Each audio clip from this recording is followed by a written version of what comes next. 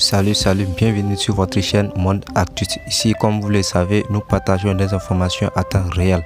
Alors, n'hésitez pas à liker la vidéo et de vous abonner, bien sûr qu'en activant la cloche de notification pour ne rater aucune de nos prochaines vidéos. Le général Damihan Yark prévient les vendeurs du carburant frélaté communément appelé boudet. Pour les ministres de la Sécurité et de la Protection civile, le commerce illicite des produits pétroliers est devenu depuis quelques années un sujet de préoccupation majeure pour les services de sécurité. Alors, le gouvernement togolais planifie donc une intensification pour la lutte contre ce commerce qui, selon les ministres, est une source d'approvisionnement pour les groupes armés non étatiques.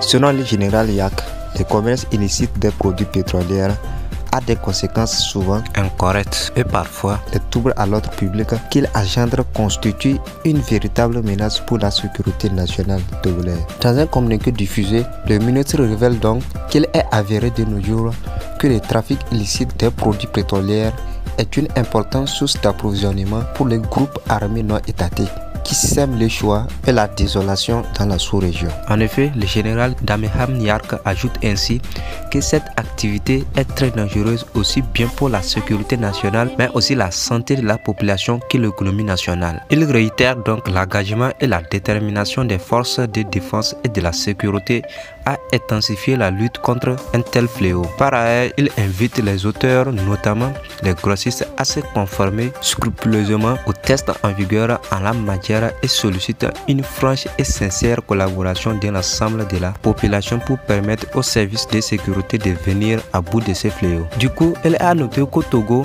quand on parle du commerce illicite des produits pétroliers, on fait souvent allusion à la vente de l'essence commercialisée au bord des routes. La marchandise est contenue dans les bidons et les clients sont servis en fonction de la quantité de litres dont ils ont besoin. En dépit de son interdiction par le gouvernement, il ne cesse de prendre de l'ampleur. Le boudet se retrouve en pleine ville de Lomé et en plus grande quantité en région. Nous voici donc à la fin de cette vidéo. Si vous avez aimé cette vidéo, n'hésitez pas donc à liker et de vous abonner pour ne rater aucune de nos prochaines vidéos. À la prochaine, ciao.